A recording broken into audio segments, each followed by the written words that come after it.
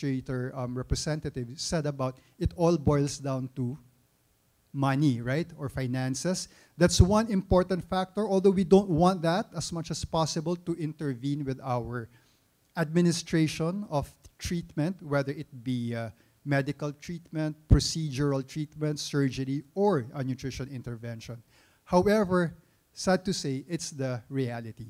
We really have to consider finances and the monetary aspect of it. That's why I think the way to go to communicate and to convince important stakeholders and decision makers is by using evidence, particularly health economic outcomes, research evidence. Because that's the way now that we convince what is the return to me as a patient, as a caregiver, as a family, what is the return to me as an hospital administrator or a hospital owner, what is the return to me as PhilHealth or as government who is paying for the patient.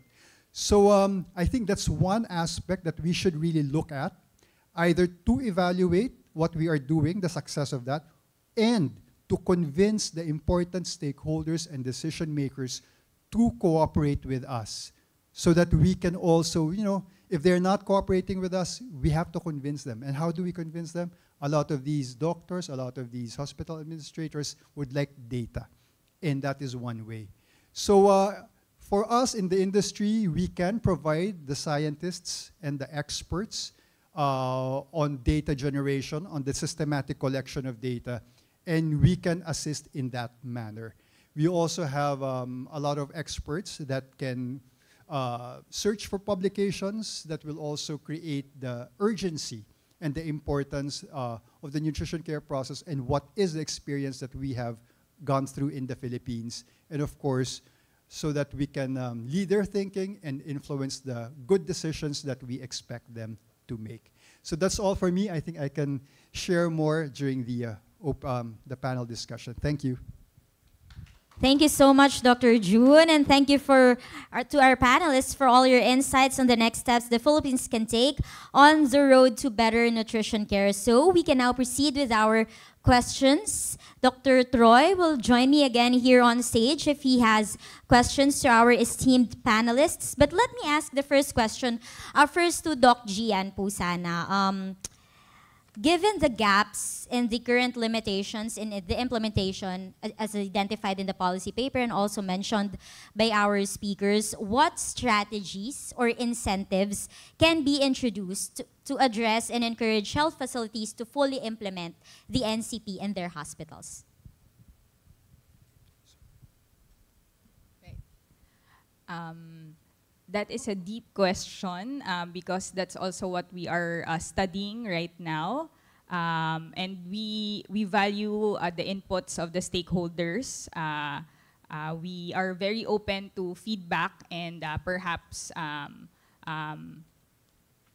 we would like every program to have its quality improvement. And just the limitation of DOH, we are very careful in what we implement because it has a nationwide impact. So we are very open to the inputs. We are just carefully studying them. And so to the question, what strategies we can employ to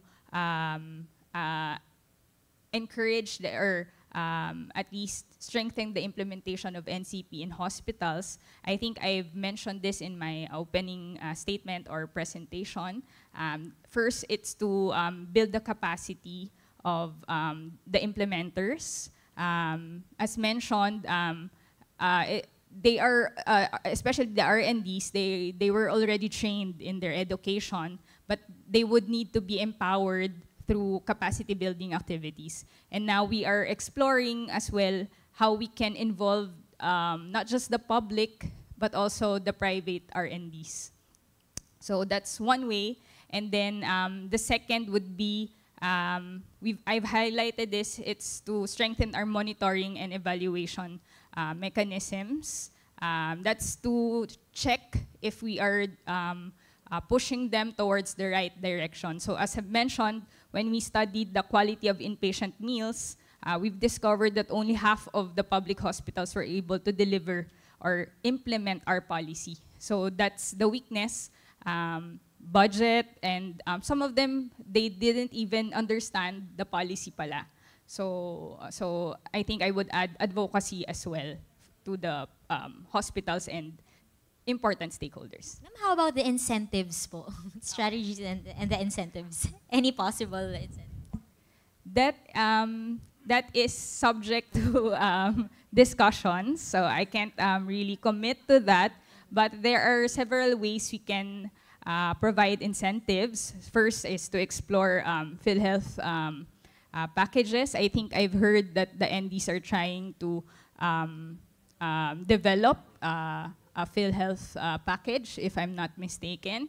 That's one way. Another would be to have augmentation in the budget. But of course, there are competing interests when we talk about resource allocation. So I really can't comment on that. Understood. Ma'am, thank you so much, Doc Gian. My next question is for Sir George. Sir, considering the unique nutritional needs of the senior citizens, what strategies should be prioritized to ensure quality nutritional care for the elderly in our health facilities? Among the very important people here, perhaps I'm the lone non-medical participant. But my role as, as a Senior Citizens Federation President is to be the legislative and lobby chairman to congressional hearings.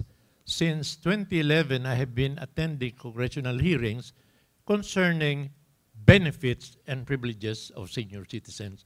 So, gentlemen and ladies, I had to go to a hospital and consult nutrition professionals. Although I have 3 doctors in my family, my daughter, my apo, and my daughter-in-law.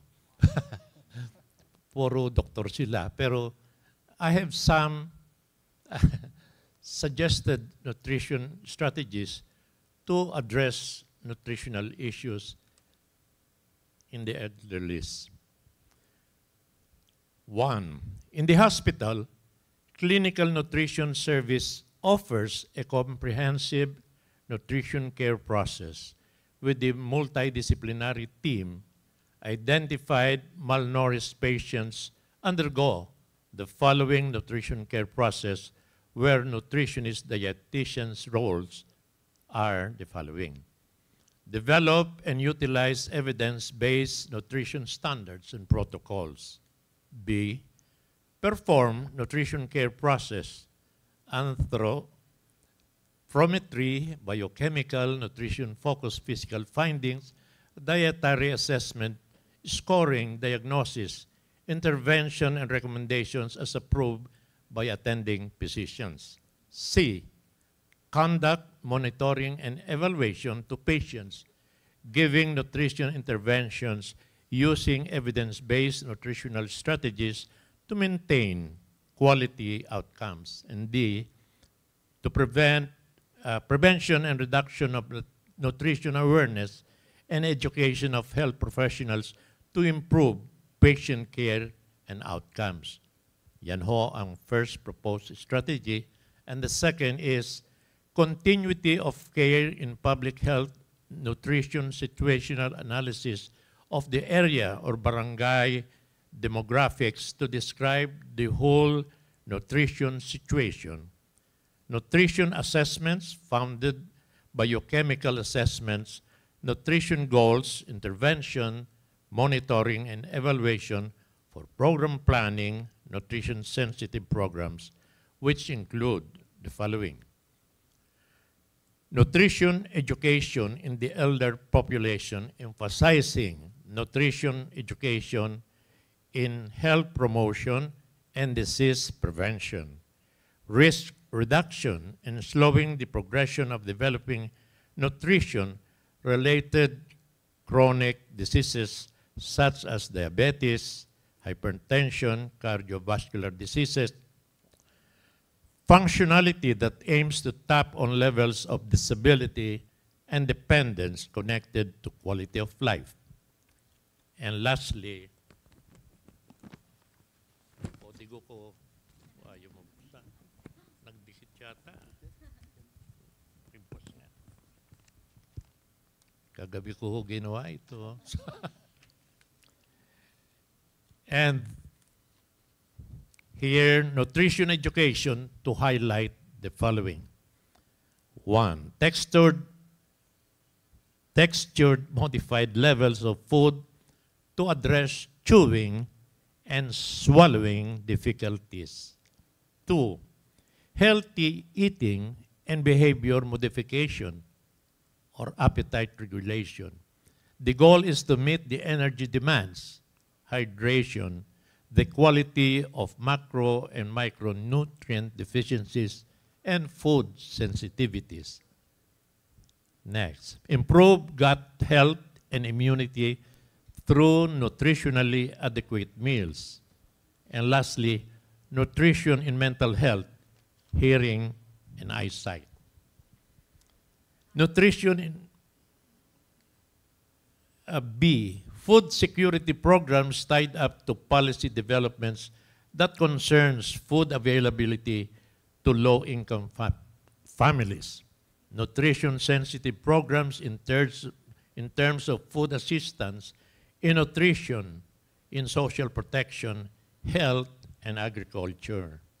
And lastly, physical activity to work hand in hand with nutrition programs to address muscle build-up that relates to functionality, falls, frailty, and overall quality of life. In addition to my having consulted a hospital, I also consulted some older persons. And they have 3 suggested strategies.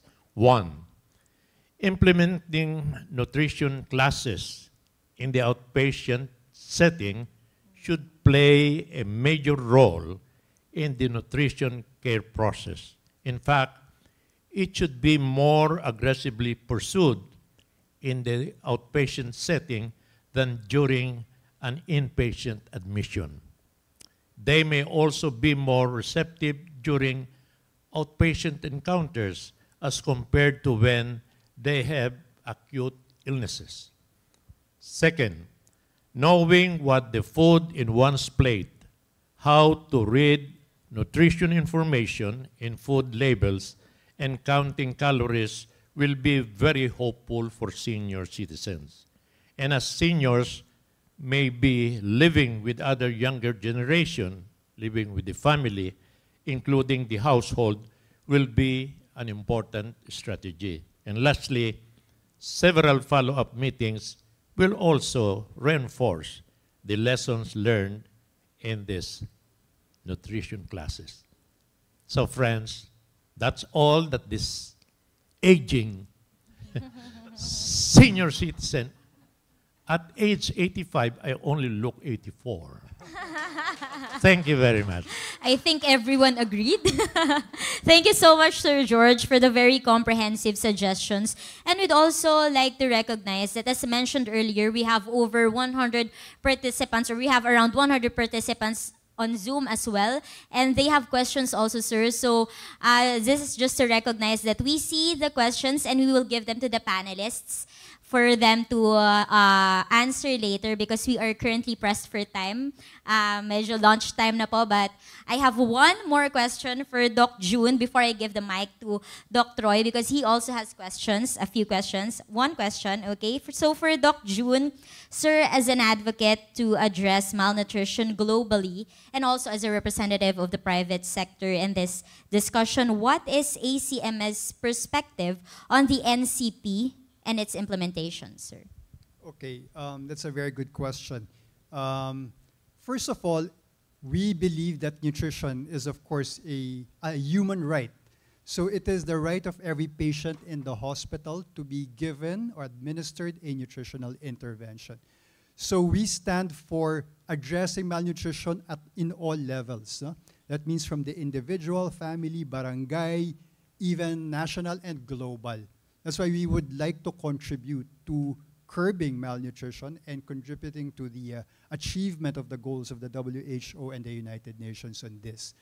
Now, our stand is, of course, we would like the NCP to be implemented properly and effectively because it benefits the patient. I myself, my dad was in the hospital for like 2 months. I was telling Dr. Choi a while ago in 2014 for 2 months, and I saw how he deteriorated progressively. He was in the ICU for 5 weeks because of COPD, then eventually to the ward.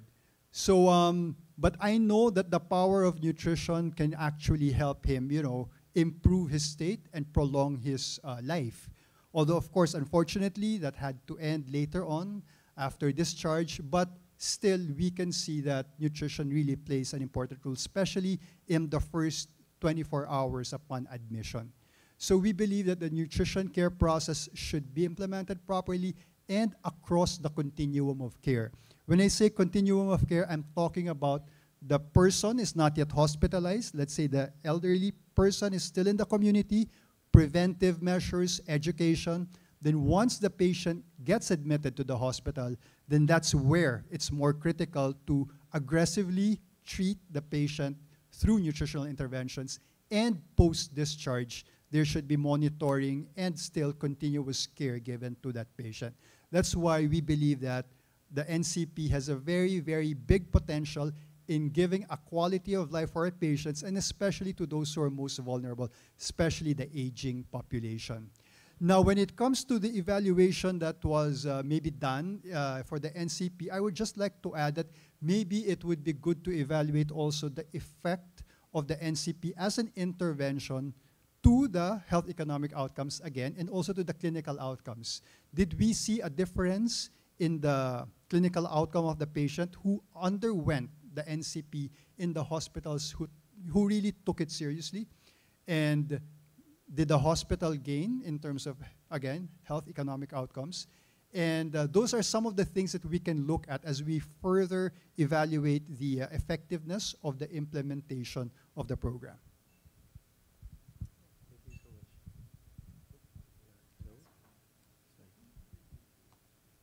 Hello. Okay. Thank you so much, Dr. Gian, Sir George, and Dr. Junjun for your replies. I mean, we're into the last question. Just wanted to ask for some ideas or key messages that you would like to provide us with regards to yung importance of advocacy. Something that we recall from medicine and public health, there are different levels of prevention. Yung levels of prevention for treatment is like secondary, and then for like rehabilitation and for complications of illnesses is in that tertiary level of prevention. For the primary, it's like prevention and being able to lobby to broaden the base for advocacy. So maybe if you can have like a take-home message for the importance of NCP at this time, at this moment. I think you've already shared with us some of your experiences, your anecdotes, observations, but maybe we can give you maybe just a few moments to maybe think about it and maybe share with us what you would like to mention about the NCP, yeah, specifically. Maybe Dr. Gian first. Thank you. Getting from the inputs of our previous panelists, I think I would like to shift the notion that investing in nutrition care process is an expensive thing. I think drawing from our experience in implementing patient safety, we are now trying to shift the notion that it's an expensive intervention. Rather, we want the hospital management and the public sector or our leadership to realize that it's a good investment to implement not just patient safety, but also this nutrition care process. And this is a good investment in a way that it could reduce hospitalization costs, and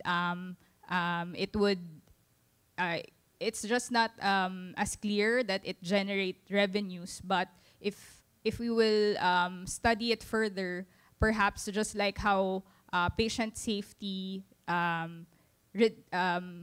reduces cost for the hospital, NCP does the same. So I'd like to shift the notion that NCP is a good investment rather than an expensive intervention.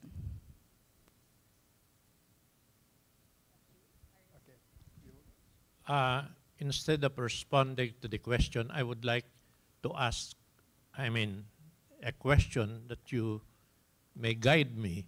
I would like to tell you about my mother who forgot to breathe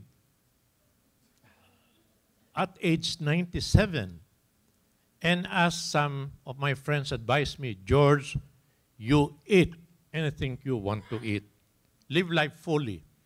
And so I would like to ask the the speakers, how would you explain my mother who eats anything she likes? Yung mga taba ng baboy, lechon, etc. Yun ang paborito niya, kain siya ng kain, and we have been cautioning her not to eat. So ako, at my age, kumakain din ako ng mga taba, etc. Pero, kwan lang, medyo moderate lang. Pero my mother, surprise of surprises, lived up to 97, and she was teaching piano at age 96. How would you explain that, please? Thank you. Nasagot yun na po moderation. Kasi yung balanse po ng pagkain at yung pagpapahinga at saka umiiwas po sa mga masasamang mga bisyo. Opo. Wag masyadong ma-stress. Yung anak po niya hindi ho binigyan ng stress yung mommy. Si Tito George hindi ma-i-stress kasi wala akong mistress.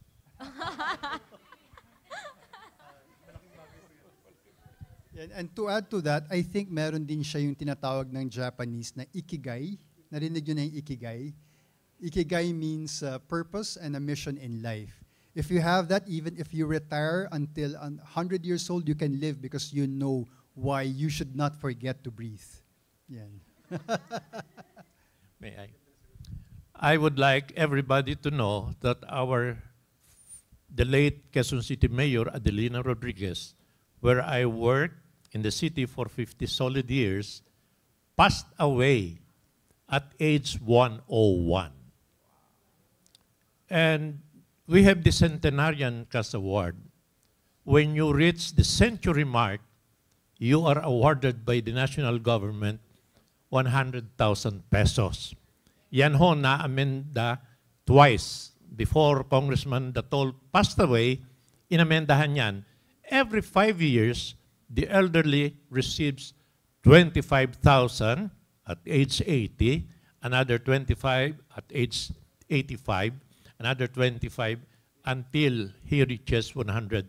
During the congressional hearing in 2012, where Tito George was national president of the Federation, I said, why give the 100,000 na isang bulati na lang hindi nakakapirma? That the elderly is about to forget to breathe. Why not give it during his younger days? So for the maintenance medicine, may mga kilala ko spends 20,000 monthly for maintenance medicine. So inamendahan ni Jun Datol before he passed away.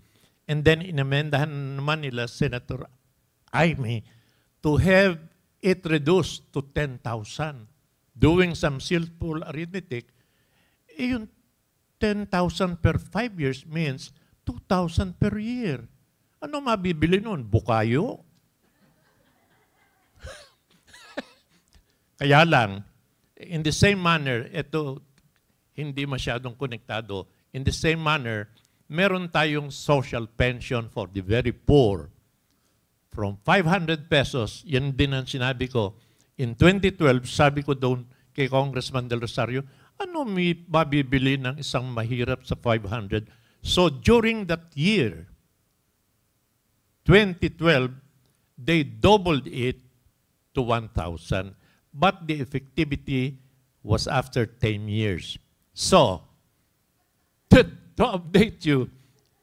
Ang role ko rito, pasayahin kayo because for longer life, kailangan walang away, walang lungkot, kailangan fellowship of this sort.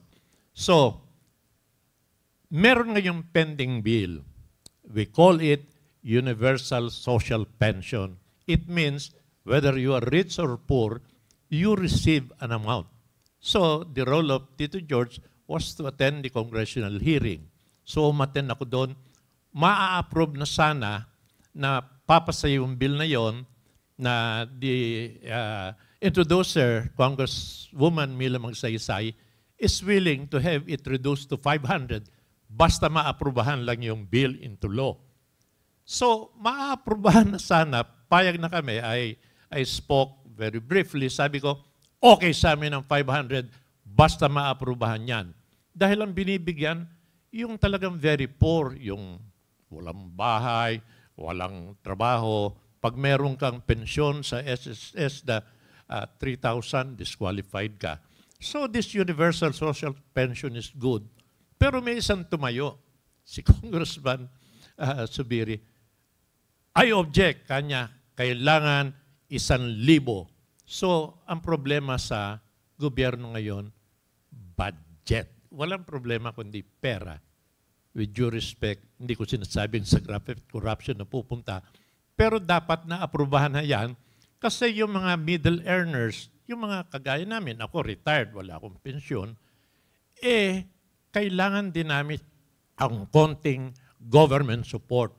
So, imbis na ma-approve at 500, basta ma-approve lang and later on, it could be upgraded to 1,000 and later on, maaring kwan, kagaya ng IRA, maaaring tumaas, not only 1%. So, it was thrown back. Alam nyo, both houses sa Congress, lower house, ma-approve sa Senate, medyo mahirap. So, binibigyan ko lang kayo ng update. Thank you. Thank you, sir, for the updates. Dami naming nalaman tungkol sa mga bills. Okay, so going back to the NCP, so yung final message, I think I just have two. So let me first quote an African proverb. Di ba may sinasabi na, it takes a village to raise a child. No? It takes a barangay to raise a child. Ika nga. Now, it's the same thing with the NCP. So it takes different functions, different types of healthcare professionals to make the implementation of the NCP successful.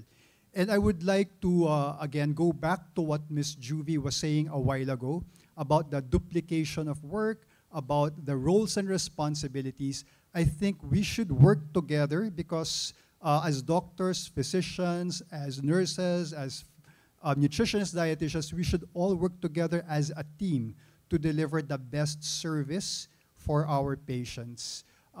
Because they are really the ones who should we be thinking about and who we should be caring about.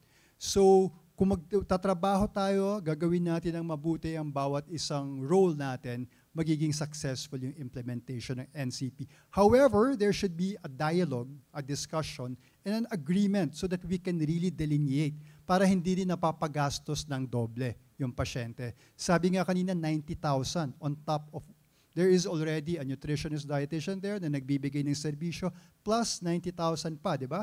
So, dapat very clear yung responsibilities. And I think that can be done through open dialogue. And maybe later on, really trying to delineate, ano ba talaga gagawin nyo? Anong gagawin namin? And maybe we can do it on a per hospital basis. Depende sa kakayanan ng mga tao na nandoon sa institution na yon. That's number one. And number two, which I think is an immediate thing that we can implement, simple but difficult, is to convince the leaders of the hospital to implement it. Because sabi nga kanina, nag-uusap kami, ang dami na nating magagandang batas, guidelines, regulations. Ang kulang lang is the political will and the willingness to implement it. Kung yung leader sinabi niya, gawin niyo to, gagawin nila, di ba? Lahat. So, bibigyan ng budget, ipaprioritize, bibigyan ng tutok, so magagawa.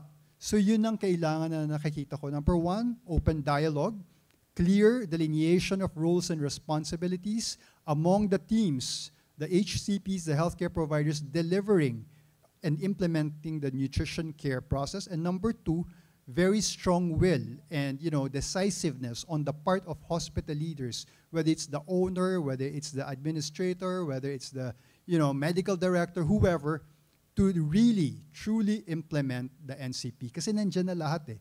Kailangan na lang gawin natin para sa kapakanan ng ating mga pasyente. Thank you so much, Doc June. Actually, this is really the last question because Doc June mentioned collaboration and si Doc Gian also mentioned that the NCP should be seen as investments rather than really expenses. So for the last question, let's just explore on how the public-private partnerships would be able to help in all these. So how can the PPPs contribute towards a sustainable implementation of the NCP? And if since this will be the closing statement also, if you would want to also speak about, because we've been talking about all the challenges, all these issues, but these are all on top of the challenges faced by the health sector as a whole, like the challenges being faced by the NCP. So how do we, as Doc Troy earlier asked, how do we give that message that these issues on the NCP should also be prioritized? So those are two questions. Feel free to answer which po yung gusto niyo sagutin for the last question. Would Doc June want to go first? Yeah, as a member of the private sector, and as I mentioned a while ago, it takes a barangay to raise a child. So the more heads that we have, the more pairs of hands that we have on the table, the easier the task. If we have teamwork, then it's much, much better. We can become more successful more easily. So, of course, we are very, very much open to the public-private partnership.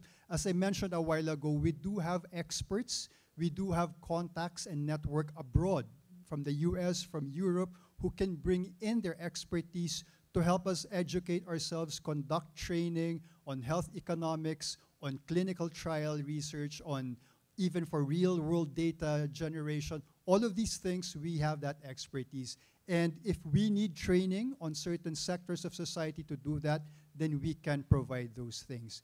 And we also have scientists who can innovate on certain things for nutrition. For example, we have the ultra rice, a fortified rice in India. We have the Nuri Mamba, which is a kind of food for children, which is densely packed with nutrients in Haiti. So we have all of those technology and certain innovations that we can provide as long as there is an opportunity for us to collaborate. So those are the ways that we can, in the private sector, help promote the PPP, and we strongly believe that that should be done.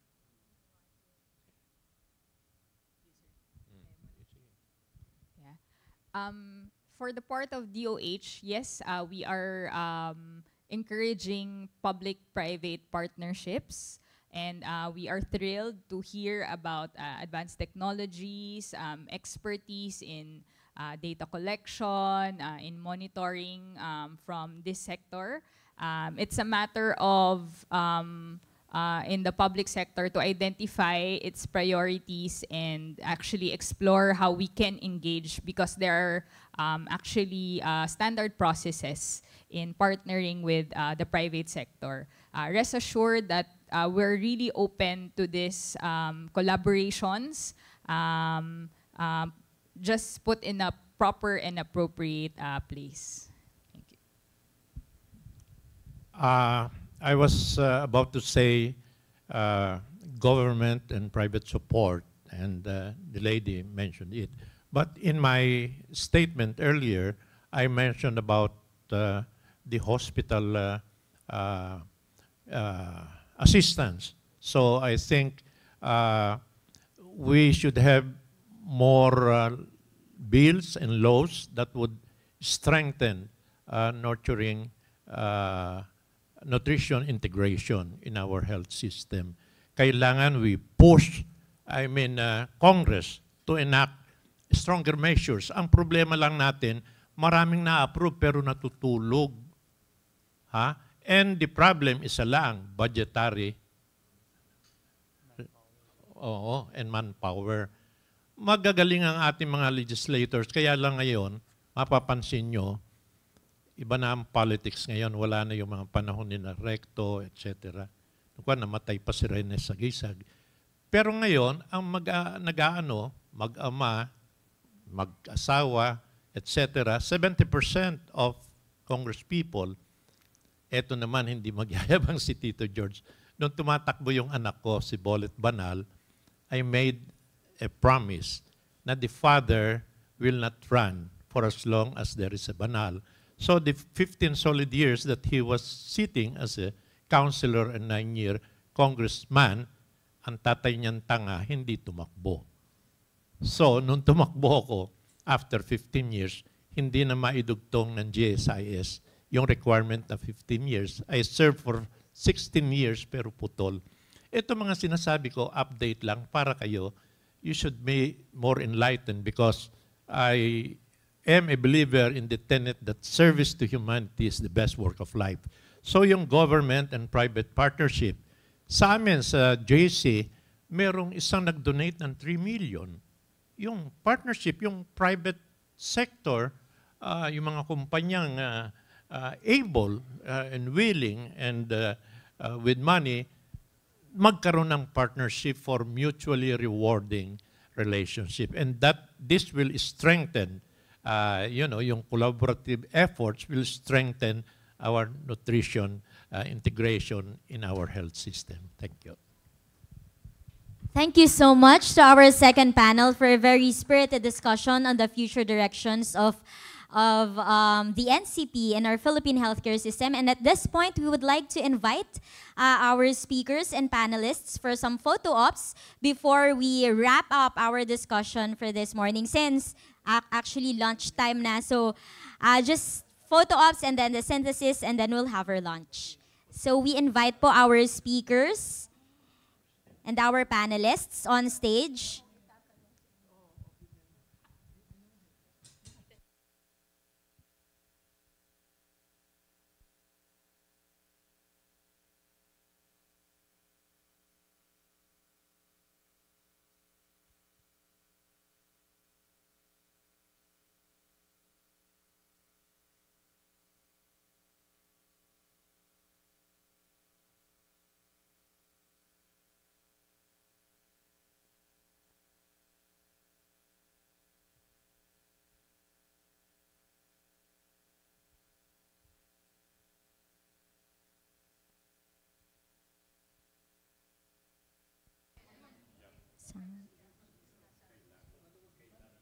Ayan, oo nga, para hindi siksik.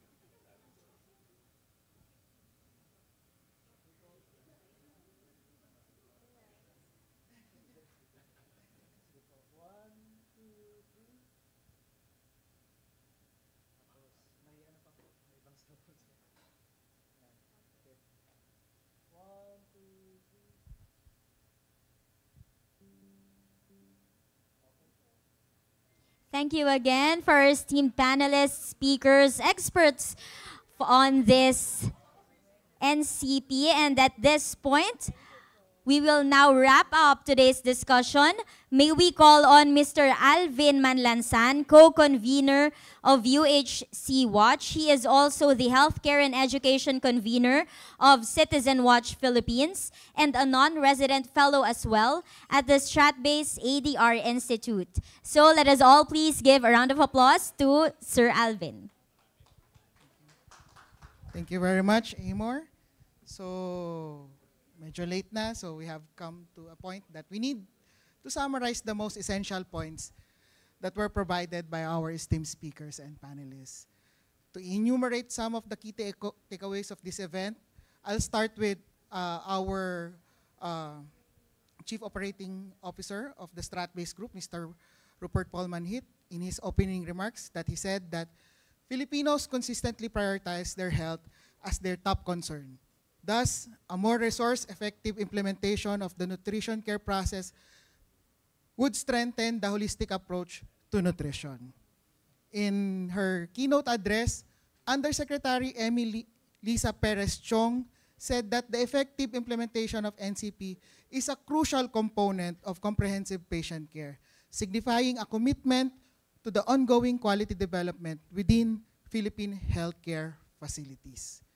In the presentation of our Honorable Virgit Berna, she shared that the NCP is not merely intended to standardize now the R&D that provides nutrition care, but it is intended to establish a standardized and structured process.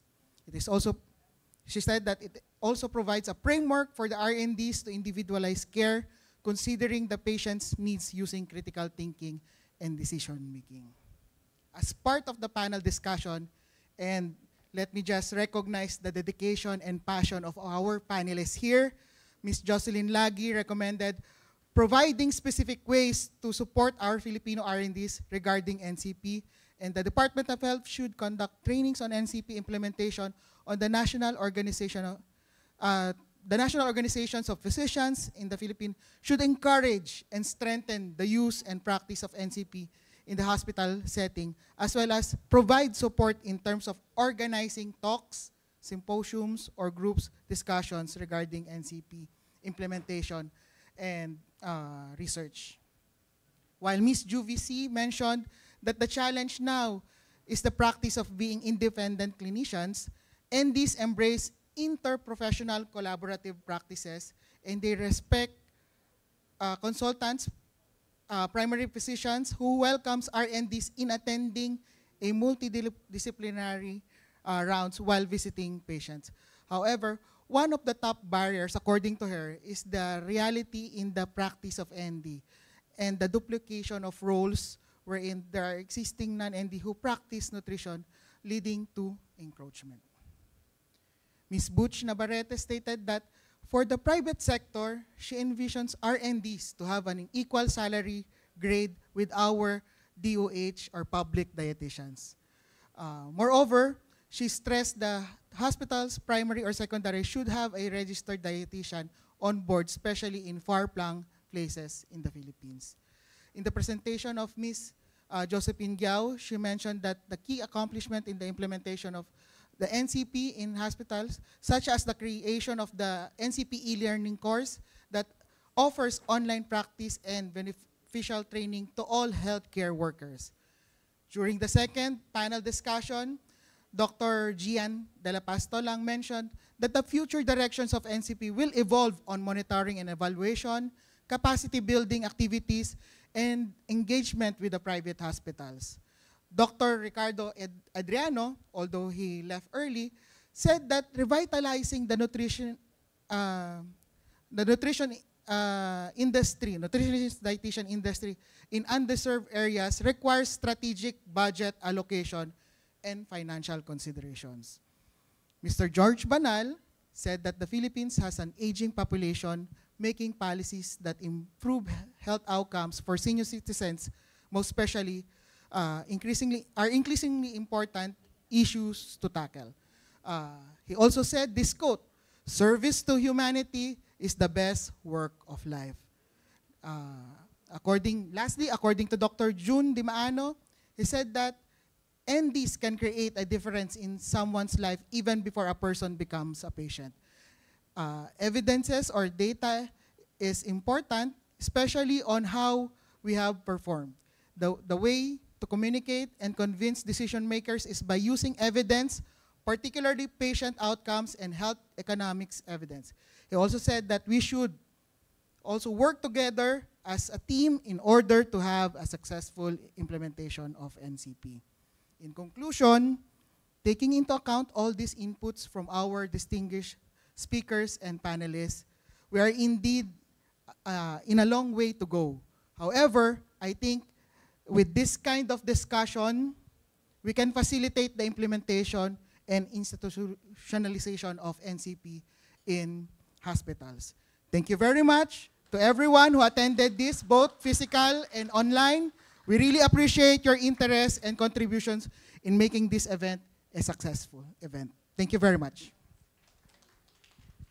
And this concludes our roundtable discussion, Strengthening Nutrition Integration in the Health System, Evaluation of the Nutrition Care Process, in the Philippines, Strat-Based Institute would like to thank the support and participation of our speakers from the Department of Health and the Professional Regulation Commission, as well as our panelists from the Abbott Center for Malnutrition Solutions, Private Hospitals Association of the Philippines, Federation of Senior Citizens Association of the Philippines, the DOH League of Registered Nutrition Dietitians, St. Luke's Medical Center, and the Philippine Children's Medical Center. The valuable inputs and viewpoints we gathered from your discussions will help improve the policy analysis paper and ultimately contribute to the continuing development of the implementation of NCP in the Philippine healthcare system. So thank you very much again to all those who attended here at the AIM Conference Center, and also to everyone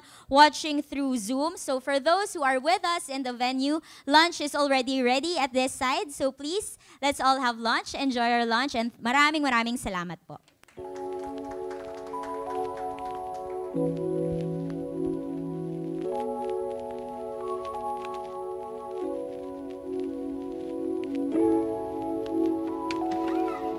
Thank you.